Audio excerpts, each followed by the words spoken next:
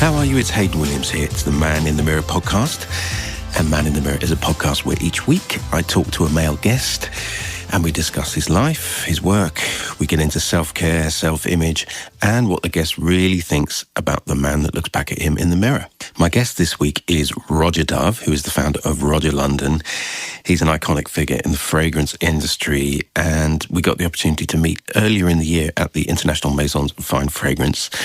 Got on well, went for a cup of tea at the Wolseley, and he kindly agreed to come on the podcast, which was a real thrill for me. Now, you may be familiar with some of the Roja London fragrances, but previous to that, Roja worked at Guerlain with the Guerlain family directly for nearly 20 years. He then set up the Salon de Parfums in Harrods in 2004, and he then founded his eponymous brand in 2011. Roja is also an ambassador for the Great Britain campaign, which essentially is all about extolling the virtues of British-made products overseas.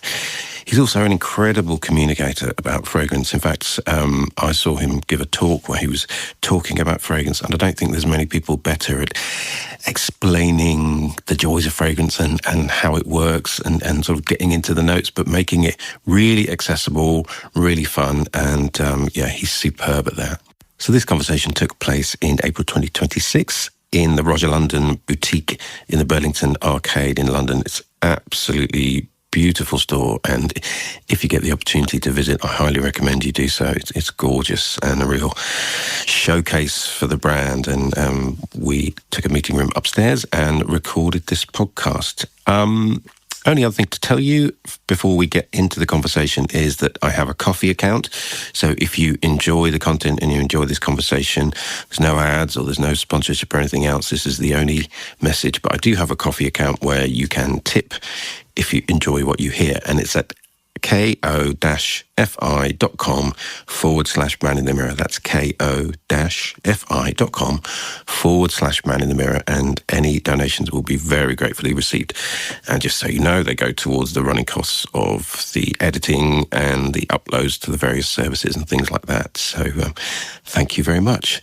So look, let's get into it. Without any further ado, this is my conversation with Roja Dove, the founder of Roja London.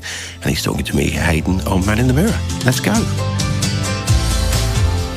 Welcome along to Man in the Mirror. As I mentioned, I'm here at the Roja Parfums store in Burlington Arcade, and I'm here with the man himself. Good afternoon, Roja. How are you? Good afternoon to you. I'm really very well, thank you. Thank you so much for making time and coming on the Man in the Mirror show. We met a couple of months ago, and I think it was the most gentlemanly thing. You said, let's go and have a cup of tea and a chat and get to know each other, which was a real joy, and made doing this so much easier. So thank you for that, and thank you for coming on the show. Thank you for accepting. Oh, yeah, of course.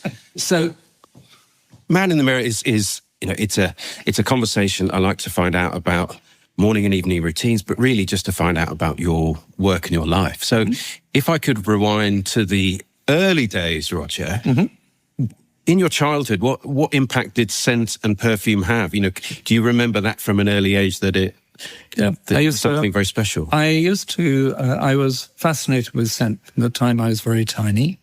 I think somehow it sort of summed up a very glamorous, it was the idea of something very glamorous and removed from everyday. I knew my earliest scent memory, but I remember years and years ago, there's an amazing woman called Vera Stubbe, who was the genius behind Thierry Mugler perfume. She worked with two perfumers called Le Deux Christophe. I don't know if you've come across them. No. Two Frenchmen, both called Christopher, so Christophe. Le Deux Christophe. And when the film version of Patrick Süskind's book Perfume was being made, she asked them to make scents to go along with the story, which was totally an esoteric project. Yeah. So I'm smelling them. I was called into the office to smell them, and I suddenly smelt one and stopped and said, "How old is a child when it used to be put in rains?" I said, "I'm sure they're illegal now, but but children used to be put in these rains." Yeah, I've got photos of it. So I was asked why, and I said, because I have just been taken back to the time I was tiny, And I remember the reins that used to be put on me had leather straps. And I remember I used to chew one of the leather straps, and the scent reminded me of wet leather. So I don't know how old a child is when it's in reins, 3, 4, 5, Yeah. I don't know. As long as you weren't 10, I think. No, that came later. Gosh, yeah, so that's that absolutely is, to my memory, my earliest recollection of scent. And that you were alive to the possibilities and what scent could do even then. But I think the first time, really what answers your question, was, I always say I was 6 or 7, I really don't know how old I was. A small boy laying in my bed when my mother came to kiss me goodnight. She was standing in the entrance to my bedroom. She was wearing a dress made of gold lame. The landing light was on. I was, of course, too young to know about backlighting. And it was as if my mother had a corona or a halo around her. And as a small child, that's an image you only see in books. It's the image of a fairy or an angel. And it was like my mum had been metamorphosed. I didn't know that word then either, obviously. And when she came into my bedroom to kiss me goodnight, I remember the smell of her face powder, her perfume, and this image that my everyday, ordinary mum, whatever that might be, had been changed somehow. And I always believed that was the moment I really, really fell in love with perfume. It's a lovely story.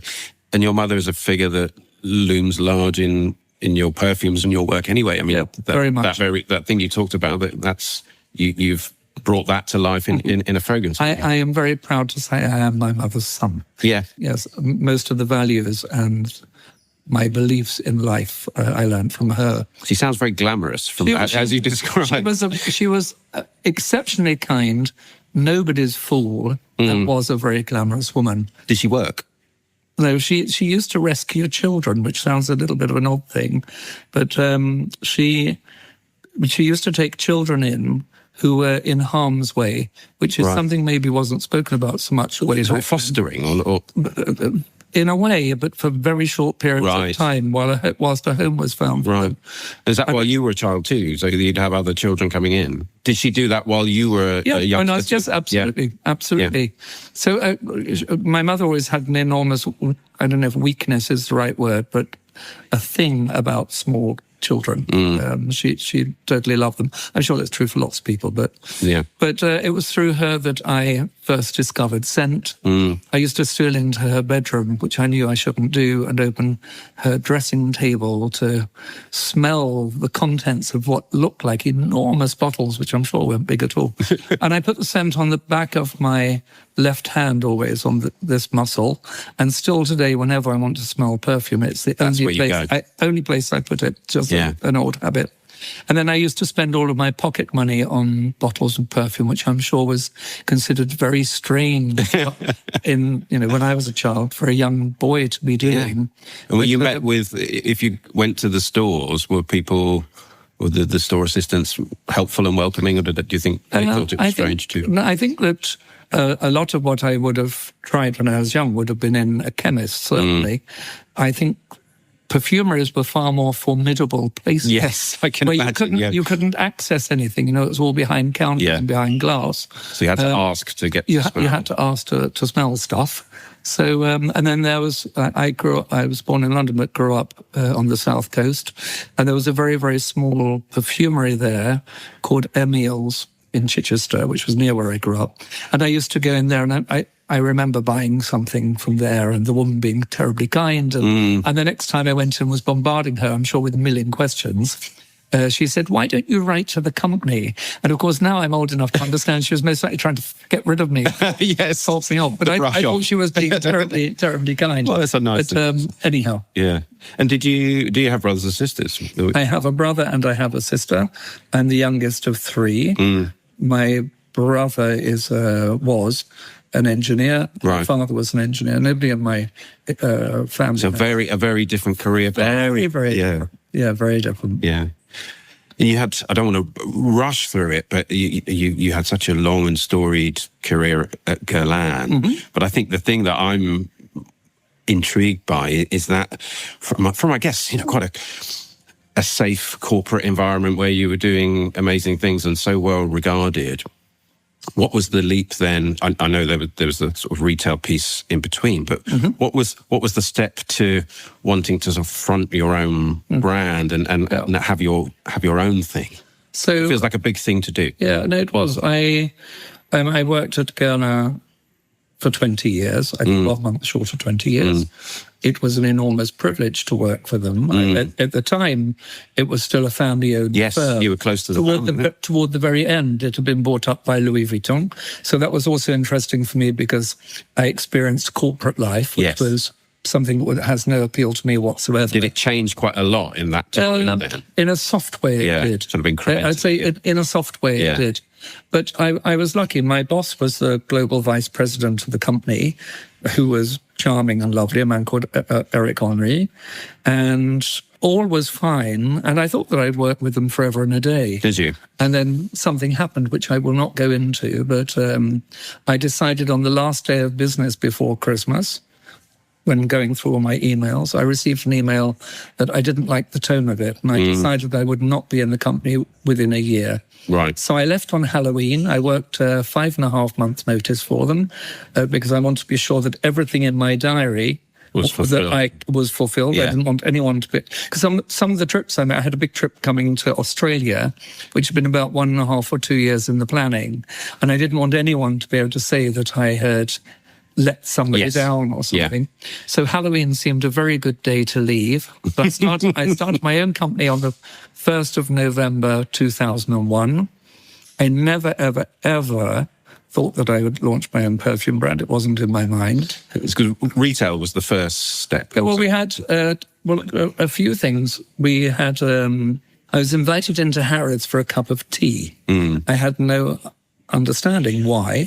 And literally before I parked my backside on the chair, they said, we want to open a perfumery with you, which was one of life's strange pinch me moments. Really? I mean, it does seem, now I guess that, looking retrospectively, that seems to make perfect sense. But yeah, as you say, that must have been such a surprising meeting. Well, most people would come up with an idea, and then try to bang on the door of a store like that. So they asked me, and I think that it's, if you think, it's 26 years ago now, but if you think that back then the industry had changed extraordinarily, people can't imagine how much my industry had changed. It's been bought up by three very, very large corporations who were new into it. They were brilliant at marketing. The average lifespan for a perfume was a year, and it was very much about marketing and lifestyle things. And my perfumery was the first shop in the world to be called an haute parfumerie, and that was through frustration. I was trying to explain what it was about. I said, it's the difference between prêt-à-porter and haute couture. This is haute parfumerie. Yeah. And so... And what sort of brands did you stock in? Brands like... I wrote a list of all the brands that I thought were great, and then wrote a list of all the fragrances they had made that were great. And so it was a celebration of the perfumer's craft. That was absolutely my idea. And so it's a personal edit. But brands like Christian Dior remade Diorama for me and Diorling for me. They were remade for my shop. A lot of people maybe don't understand the importance of a fragrance like Quelques Fleurs. Yeah. It laid down the floral bouquet, and every floral scent has come off that record. The Paris family who owned it, I petitioned them, I can't remember, 2 or 3 years, and they eventually remade the perfume extract for the shop. Guerlain, we had all the gold bees. Every perfume we had. Now, when you go to any Guerlain shop, what you see is gold. Yes. But we stocked all of them. Creed.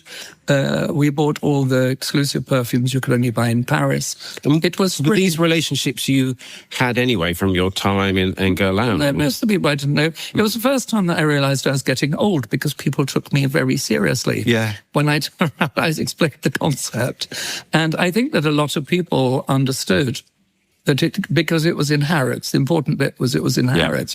So it gave them a global platform.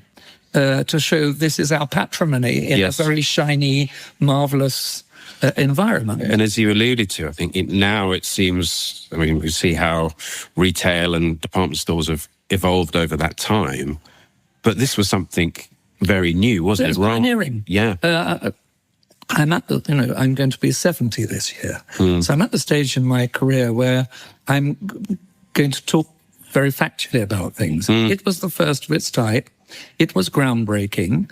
It was one cog in a wheel. I'm not so arrogant to think I was the only one, but there was nothing like it, to my knowledge, anywhere in the world. And that idea of curation as well, rather than... Absolutely.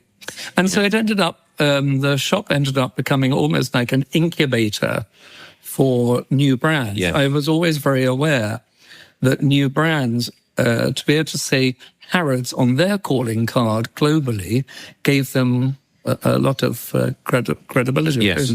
So, brands like Sergio Momo with Xerjoff, we were one of the first, if not the first, in the world. The list goes on and on and on. It's and as I say, the rest is history. But lots of customers coming into the shop. To come back to your question, lots of customers coming into the shop didn't quite understand what the shop was all about. They thought that I'd be sitting up there mixing perfumes. They thought my perfumes would be there. And there was nothing there with my name on it. And we launched, in the end, we launched three fragrances and another. So I came with this idea of creating a fragrance for people that wanted it. But it came in an aluminium can, which goes under the name, I'm sure you know, of a perfumer's flask. Yes. But they are special flasks. They have an inert lining. And they were hidden. I wanted no one to see them. If somebody came in for exclusive or expensive, we had it by the spade. And so my thing was somebody had to love perfume. And then they'd open the drawer and introduce it. And only 50 people could ever have it in a year. And we still keep that going. The semi-bespokes are the oldest fragrances that bear my name. And we still only keep them for sale in the perfumery in Harrods. And then I launched 3 fragrances, a floral, a chypre, and an amber, Scandal, Unspoken, and Enslaved. And I remember a lovely woman called Pat Saxby, who was the president of Berkeley Goodman in New York, who I've known for years and years, said, I want them in my store. I want them in my store. And I sent a message back saying, but I don't want to sell you them. They're just, and I'm sure he wasn't used to it. But anyhow, we then, in 2009, sadly, my mother died. And I went out for dinner with a friend, somebody I see maybe a couple of times a year. She gave me a metaphoric slap round the face that lasted, I don't know, for 2-3 hours, saying you've spent your entire life promoting everybody else's work and curating it. When will you do it for yourself? And so when I left, I phoned Peter, my partner, who I've lived with all of my life, and said, we're going to launch a perfume brand. And so we launched it on July the 2nd, 2011. The 3rd would have been my parents' wedding anniversary, so it's the nearest date to that. It was important to me. And we I remember walking in, I was asked to go in the morning to do the kind of morning chat before the shop's open. And I remember walking up to the counter, and it was the very first time my hands were absolutely wet. I thought, what on earth have you done? Because for the very first time, there it was in front of me, and I realized I had put my entire life savings, Peter's my life savings, into bottles, boxes, pumps, tubes. Yeah. And I thought, God, if this doesn't work, we're really screwed. And again, I think it's really important to say, I love the term of being referred to as parfumeur, not a toiletteur. And so our lead product was perfume, still is today. Yeah. And we came in with a price point which was unlike anything else in the industry. Yeah. And you weren't afraid of having a premium price. Yeah. At all, because the industry always was premium. Yeah. And what's funny, the entire industry has caught up with where we were. There are many. And some, isn't it, now? Yeah. So I think what really is interesting, I know lots of people from the trade, from the industry, went to look to see. And I'm sure that lots of people didn't take it what's he up to now? And what he was up to now was interesting because by the end of 6 months of trade, we were the number 1 selling brand in Harrods, outselling every other brand in the store. And it shows that David really can beat Goliath. That was the thing for me, that, we had not a penny for marketing and advertising. And I'm fully aware that most people walking onto the shop floor would have absolutely no idea who I am or was, and yet it was the product's good, the product speaks for itself, the product caught people's imagination. And you would attribute that obviously to the juice itself, but the bottles have a certain bling and a certain glamour. Well, they have to catch everything has to catch your eye. It's like, I suppose, going out to a club. Nobody's going to look at Plain Jane or Plain Harry in the corner. Something has to catch your eye. And so the most important thing, I wanted to create a leitmotif. I wanted something about the bottle that if you saw it, it was the perfumery equivalent of a Christian Louboutin Red Soul. Right, yeah. And so the cap, I sat in the corner of my office. I bought a load of crystals from Swarovski, and I sat with some glue sticking the crystals onto the top of the cap. And I remember one of my colleagues coming into the office, and they said to Peter, "What's he doing?" And he said, "Leave him alone, he's at his happiest," which is true. I like making things. I just like making things. And then the person who was responsible for getting everything made said, "Well, it's impossible to make." And I said, "Well, if it's impossible, how come this one exists then?" It's not impossible. You just need to find the person that can make them. And the rest, as they say, is history. It has become a symbol of the company, and it's what I wanted it to do. And we're here in the Burlington Arcade, as I mentioned, in the beautiful store. I mean, now the range, we flash forward another 15 years, the range is fantastic, but there's a brand new espresso oud that's out at the moment. So tell me a bit about that, because there's two interesting things to combine there. Well, I think we have a global reputation for ouds. I will say I started traveling to the Middle East a quarter of a century ago. That sounds longer than 25 years. But I started going there 25 years ago. I think I was one of the first Western perfumers to start traveling to the Gulf. Dubai was still very narrow. It was really 3 streets wide and desert. Look at it now. And look at it now. And so I fell in love with oud. So when we first launched our brand, we launched with oud. We sell them very successfully. We have a huge following for them. And so I noticed on Instagram in particular that the number of times that I was tagged in on a post with a Roja product, and for some reason there's this huge trend of the fragrance by a coffee cup. Right. And nearly every post that was coming out of the Middle East, and still is, shows the fragrance next to an espresso or a coffee cup. And so this idea of looking at oud with coffee was, to me, really interesting. And they feel like good bedfellows, don't they? And then it has this sort of slightly caramelized nuts and pistachio, and that almost is giving the touch of sweetness, where you might put a quarter of a spoon of sugar in an espresso. Yeah. You mentioned social media, and we've talked about this before, about TikTok. It seems to me that Roja Parfums are particularly popular with some of the young content creators. What do you think about that? Is it a good thing for the industry? I think it's fabulous. I think I think there are two things. I think it's good because it means that young people, young men in particular, are able to express themselves. Yeah, I agree. Through fragrance. When I was young, it wasn't normal for a man or ordinary for a man to go or a boy to go and try fragrances. I think with the pressures that are on young people, social pressures, peer group pressure, and therefore the negative effects that can have on mental health. I think the fact that people have found an outlet. Yes. And I think that's something nothing but brilliant. I think it's a wonderful, wonderful thing. And allows people to be themselves and to be themselves. Play with identities. And to be themselves. Yeah. And I love the thing in the perfumery and Harrods, I love seeing, very young men and boys, a lot of them boys, 12, 14 years old. And in they come, and they walk straight up to the counter, and they'll have 2 or 3 friends with them, and they're, you need to try this, and it's that. They've got the knowledge. And they know everything. Yeah. And I think if I look at, if I look at our client base, one of the things, I told you this before, I think I absolutely love when Audrey, our CEO, is going through figures and things with people. The only one I take a photograph of is the thing that shows the demographic. And I love the fact that more than 26% of our clients are 18 to 24 years old. And I love that. Yeah.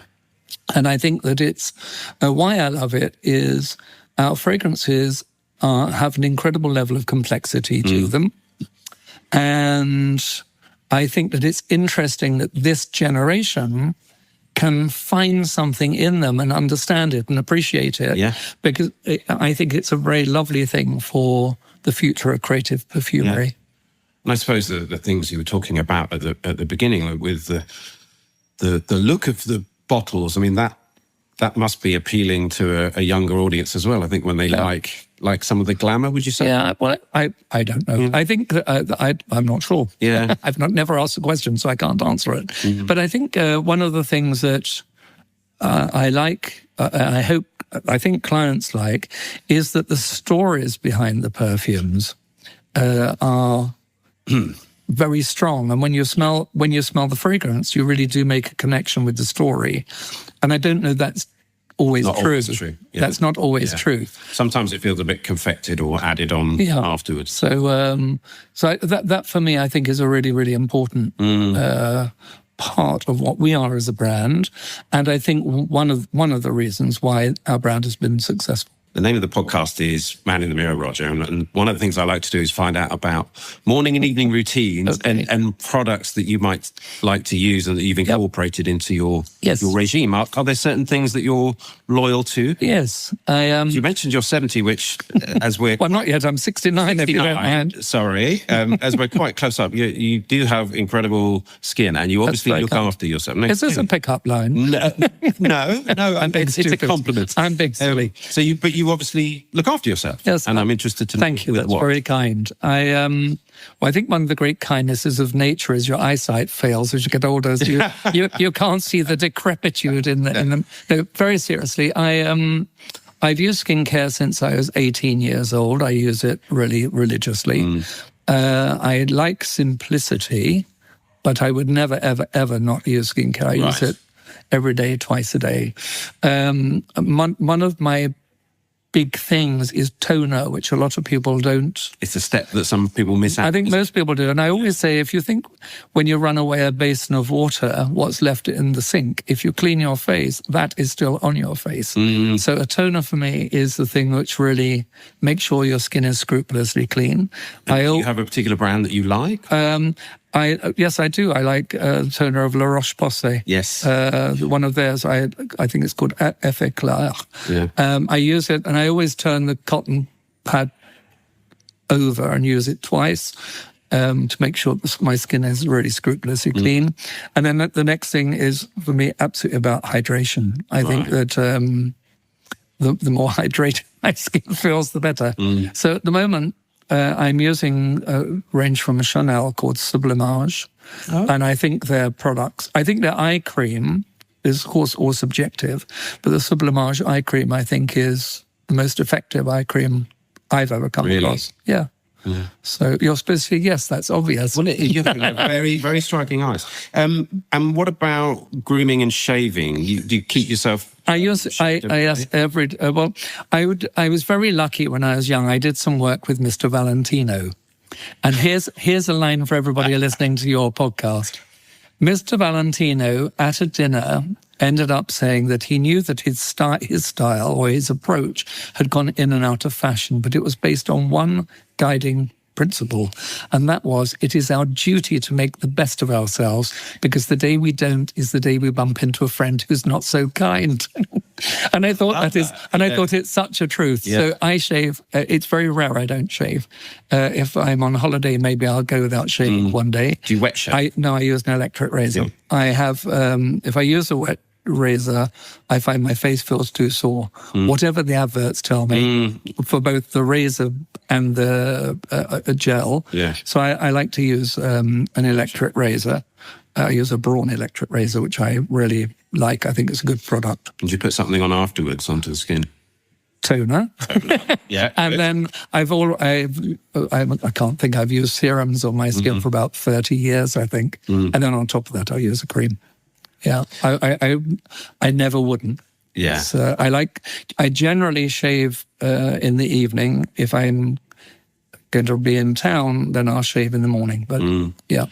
And I'm intrigued about your approach to perfume, Roger, because, obviously it's surrounding you all the time, and I guess you're trying new mods and trying new things. Do you have this idea of a wardrobe, or is it always work for you, and you're smelling the new thing and the next thing? Yeah.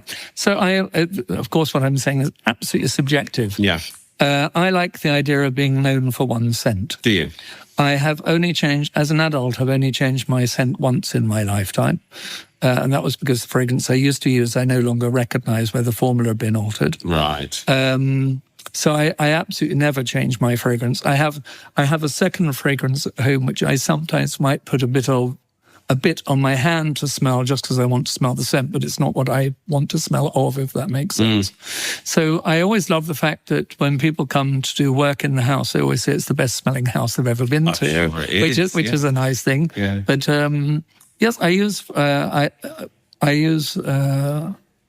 only thing scented I use on myself is a fragrance I make for me, and I also use Anteo stick deodorant, which I love. Yeah. I think it's a personal thing, but I really just love the smell. So your signature scent is a bespoke. It's a variant. It's variant of one. We have one which is just my name. The version I make for me, they're almost identical, but we wouldn't be allowed to sell the version I wear for me, because IFRA would say that we shouldn't. Yeah. Wouldn't get through compliance. It absolutely wouldn't get. I don't know if I get through compliance either, but that's another thing. Another thing in your career, which I imagine you're really proud of, is being part of the Great Britain campaign, being a creative ambassador. Yes, I'm exceptionally proud of it. How did that come about? Well, I'd say to anybody if they're still listening, I'd say to anybody who's listening, just imagine this is you at work. One day the phone rang in the office, as it always does. Somebody called across to me and said, "We've got Downing Street on the phone for you." Oh, okay. It's me. So the call was put through. Indeed. So, hello, Roja Dove here. And they said, "We'd like you to come to Downing Street." Okay, bring a passport. I didn't understand why, but of course it's for security. So I went in and they said that they wanted to make me a cultural ambassador for the country. And so I am a creative cultural ambassador. Yeah. I think there are around 30 of us. The Great Campaign is one of those things that lots of people in Britain say they don't know what it is. But actually, once you point it out, they'll suddenly see it all over the place. But it's particularly strong overseas. It's where it's used most. It came about after the Jubilee and the Olympics, of the amount of good it brought the country financially with visitors and so on. But one of the things they're very clever at is if in a country, for example, they think that we're technical Luddites, they will do something about technology and they will explain how it was actually a British person that invented the internet and so softer, kind of soft power, soft marketing. Absolutely that. And so they have some things which have been called great festivals. They did one in Istanbul. They did one in, my brain's gone to sleep. Singapore. No, not Singapore, Shanghai. There have been a few of them, and we have one coming up next month that is not called that anymore. It has another name, which is happening in Los Angeles. So the last one we did was in Saudi. Yeah. I think, my great claim to fame, I think I'm the only ambassador that will have been to each one of these great festivals. So I'm really, we've cooked up something very exciting and very highly original and will be very surprising to people. Yeah. And what do you think about the climate right now for UK fragrance brands? You know, when you're out there and in these other markets, do you think it's a good time for UK fragrance? Are people interested? Yeah, no, I think one of the things that we as British people are always very good at doing is putting ourselves down. I think we're really quite fabulous at that. Yeah. I think we're always also quite fabulous when somebody from abroad puts us down, we suddenly defend ourselves strongly. That's true. But I think there is a large appetite for things British perfumery. I think one of the most important things, I was asked to give a talk at the British Embassy in UAE for people who are just starting to enter the market, want to enter the market. And I said that what people need to always appreciate is how sophisticated markets like that are. I think often we can be too arrogant and think we will go and show them, we'll show them we how will to tell them. Yeah. And I think those markets are exceptionally sophisticated. And I think, sticking a Happy Eid label on something isn't good enough. I think understanding a little bit of culture, and in a very soft way, when you look at our ouds, going back to them, the reason it's spelt with the letter A is because in the Middle East, it is pronounced oud. It's not pronounced oud. Right. Oud is very Western. So very soft things, but those little things, when you add them up, actually mean a lot to people. As if a foreign brand came to Britain, we would appreciate a soft nuance where somebody is accepting something. So I think there is a very big appetite. I think the industry, as most people listening to this will know, is burgeoning at the moment. Yeah. I think that what will happen over a period of time is there will be a natural shakeout. Yeah. Because I think a lot of what is coming into the market is of very dubious quality. Yeah. And there's a lot of it, isn't there? Yeah. But the same happens, I think... there's nothing, I think that's nothing but positive, because it means the opportunity for creativity is huge. And in the end, the clients will decide. Customers will, you see people get very excited about this because it's new, and then suddenly you don't hear it spoken about anymore because it didn't quite make it.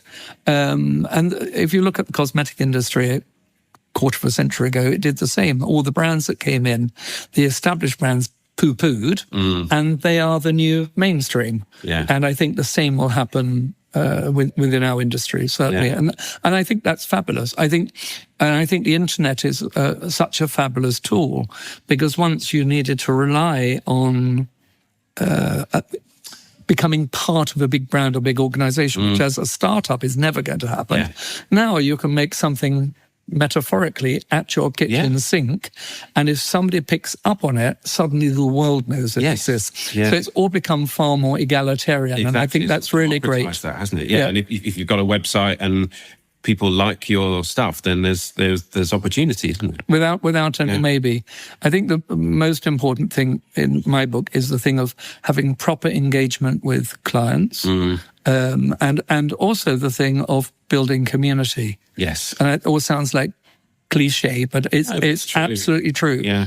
I know that literally, if I get anybody write to me on Instagram, I always reply to them. And I think when I hear how busy people are, I think, well, I managed to do it. Yes. And it's important to me, not just the thing of developing relationships. Yeah. It's just that. Yeah. I bought something. But I guess you have those skills also from retail days as well. But I think I'm sure, but I think it's in you or it's not. I bought something without going into what it is, but I bought something the other day. The customer service was absolutely horrendous. I knew the person who is very in the public eye, who had invested in the company to bring this thing to market. Yeah. So I wrote to them and said, you need to know, if you're not aware, that the customer service is absolutely shocking. Didn't hear from them. Didn't hear from that person. Yeah. And in the end, I heard from an assistant of theirs. And you just think, really, how busy and how grand are you? The minute you forget the client, you don't deserve to have a business, in my opinion. I agree. So you talked about social media and the importance of having a clear position. What do you think about everything that's going on? I mean, to access to the market, and I guess that allows for dupes and brands that do it on that level, and obviously with the premium level of Roja Parfums and the young audience, sometimes there's a correlation there, and people want to have dupe versions instead. Does that sort of, as a business, does that come into your thinking quite a lot? Are there ways to combat it, or do you have to just sort of hope that people come for the real quality? It is just what it is, isn't it? It can't be the same. But there's lots of brands that will come online and swear blind that it's just as good. And but of course. But when you see somebody is selling a fake Dior bag, when you go on holiday, or fake Vuitton bag, they're, of course, not the same. No. And what I'm trying to say is, if you need to educate people a bit more. Well, everybody always wants something cheap, but in the end, cheap is cheap for a reason. Yeah. And I think that if a lot of those scents, what they manage to do is replicate the idea of the opening. So on very first impression, you maybe think it's the same. And of course, the fact that the price tag is different will seduce you a little more into believing it's the same, because people want it like a bargain. Well, they want it to be the same. But in the end, it can't possibly be the same. And I go back to the cost of the raw materials. You know, if you take something like Oris, which costs 3.5 times the price of gold bullion, how do you put that in a dupe? Yes. And sell it for whatever the price. Yeah. So I think people are delusional if they think they're the same. Yeah. I think that I just find all of it. It's like when you look at the fragrances we have, they tell their own story. I don't want to make a copy of that because that's successful. And the good, as you say, good perfume evolves on your skin and tells different stories as it goes, and you don't get that so much. So I think it's a different. If it's a different client. It's a different. What do you say? What do you say? Yeah. And I think that people need to, when people are making dupes, what do they care about safe? What is their primary concern? My primary concern when I launched my brand, I could never have guessed, you know, we're in over 60 countries now. I wanted to leave a legacy for my family name. That is the sole reason I opened my company. I could not begin to imagine it's become the thing it's become. If somebody's creating dupes, what's their main reason for making a product? It can be for nothing other than making cash, making money. So therefore, when you look at how highly legislated our industry is, do you think those brands care about safety? Exactly. Is everything fully compliant? I wonder. And I don't know, but I'm sure they're not. So there must be some strange things going on in the murky corners where things aren't properly tested. Must be. Well, I don't know. You know, we have... I'm sure most people listening will know it, but we work in one of the most highly legislated industries. It's almost as highly legislated as the food industry to ensure safety. And I know lots of people have a view on that and don't like the two governing bodies and blah, blah. But they are there. For a reason, isn't it? And they are there for a reason. I mean, I have my own views on it, but they are there for a reason, and we have to follow the laws. It would be reckless and foolhardy not to. So I don't know. What can I tell you about dupes? No, thank you. And I always get to this point in the podcast, Roger, where I like to ask the guests about their idea of self-image. So I wonder with you, you know, what do you think about the man that looks at you in the mirror when you're getting ready for bed? I think I feel, what I would have to say is that I feel comfortable in my own skin. And I think that is something that I have not felt all of my life. When I was young, I certainly didn't feel it. So I'm very happy to know that I feel comfortable in my own skin. I don't know if that answers your it does. Answers your question. Does. Yeah. I think that I would not like to look in a mirror and not be comfortable with the reflection. Yeah. And that reflection for me is what's inside me, not on the surface of me. You say, well, I guess we all have days or periods where, for various reasons, we're less comfortable with what looks back. Oh, indeed. It's nice as the opposite of that. But I think that's something which is, of course, a superficial thing, isn't it? You know, that, of course, I look in the mirror some days and I see I can look absolutely knackered or think, oh, geez, or something else has fallen to bits. But fundamentally, I have to look at myself as the man. Yeah.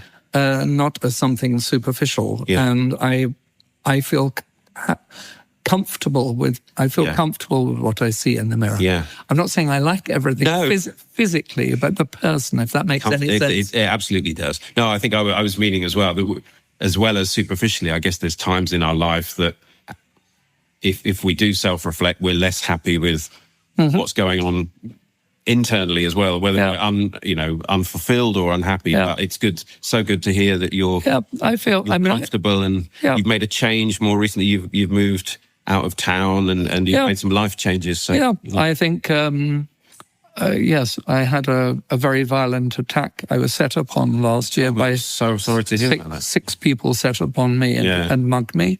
I had acute concussion for 2 weeks. I wouldn't want anybody to go through what I went through. And it was part of, I think, I know it seems like a terribly long time ago now, but COVID, I think, had an impact on everybody in a soft or a large way. Yeah. One thing that happened to me during COVID, it was the first time I'd ever spent an entire week in my own home. I've always travelled so much. Yeah. And I said, nice. I quite like this. Like the house. So there were, various things, yes, you're totally right, have made me decide that I wanted to alter my life a little bit. Finally, Roja, I wonder when you have some time to yourself, what are the things you do that bring you pleasure and joy outside of the work you do? Yeah, so thank you for that question. I love eating with people. Do you? It's one of my greatest pleasures is sitting, chatting with friends over a meal. Yeah. It's why I'm overweight. Because I love it. Yeah. But it's the convivial, social side of that. So, like the thing of owning a house for me is about having people you have dinner in the parties house at home. and people staying for the weekend. Yeah. I love all of that. I absolutely adore the opera. I have done since I was about 15, I think. I don't know if it's a lot or a little. I go about maybe 8 or 10 times in a year. But I really love it. Yeah. I lose myself in it. So particular opera houses or? I'm very lucky. I go to Glyndebourne normally once a year. Oh, lovely. Because I'm invited by a friend. Isn't that nice? Very nice. And I like to go to the Royal Opera House, which sounds a bit, but that was fabulous. I love the Colosseum. I think the Colosseum does an incredible job.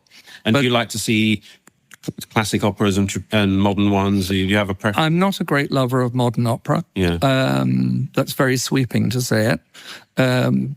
But I'm not a lover of it. I find a lot of it is often pretentious and discordant. That will upset some people, but it's what I think. No, I like classical opera, but I just love. I love. It's I think one of the most complete things you can see. Because of all of, the drama, the singing, the music, often dance. It brings so many different things together. I like sitting in my own reverie sometimes. I'm very comfortable. I love people around me. I'm somebody who actually needs people around me. But I then will be very happy just sitting. You are comfortable in your own skin. Yeah, just sitting and thinking about absolutely nothing, really. For an hour or two makes me happy. And I also like sitting staring at the sea, which is a funny thing. Yeah, when we go on holiday, the thing of just sitting and looking out over something like the Mediterranean, I get lost in dreams very easily when I have time just for me. I think one of the greatest luxuries, as the cliche goes, is time. And I've always had a diary, which is not the same anymore, but I've always had a diary where I will have a meeting basically from 8:30 in the morning, every 1.5 hours, into something in the evening. And so the thing of just being able to have time for me, and if I'm meeting somebody for lunch, that if I want to if I want to take 3 hours, because that's just how it's gone, that is such an incredible luxury. Yeah. But yes, so I like really quite simple things with one very grand thing, the opera being that one very grand thing. Roja, thank you so much for spending some time with me on Man in the Mirror. It's been a real pleasure. Thank you very much. And for inviting me into the store. And I came in a few weeks ago, actually, and I have to say, I won't be writing letters because the customer service was absolutely impeccable and your staff are fabulous. Thank you. Downstairs. That's very nice to hear. Thank you for having me on. Take care. Bye-bye. My thanks to Roja. Honestly, had such a lovely morning chatting to him in the store, and I hope that came across during our conversation. It's just great to hear the pride he has in the work that he's done over his career, but also he strikes me as someone that's still curious and still learning and still interested in the perfume world around him and what's going on now, and the fact that younger people are getting engaged and enjoying his fragrances too. He's someone that's got a real twinkle in his eye, and an absolute pleasure to spend time with. So thank you to Roja. If you want to find out more about the Roja London brand, you can do on Instagram there at Roja London. That's ROJA London. And their website is rojalondon.com. If you want to find out about Roja himself, his Instagram handle is Roja Dove, which is ROJADOVE. So my thanks to Roja. If you want to find out more about Man in the Mirror, you can do. I'm on Instagram at Man in the Mirror Pod. You can also find me with a more fragrant forward Instagram handle at You Smell Great, What Is It? I also have a You Smell Great, What Is It TikTok, and you can find me on YouTube at Man in the Mirror Pod. So my thanks to Roja, my thanks to you as always for listening, and I'll see you next time on Man in the Mirror. Until then, take care.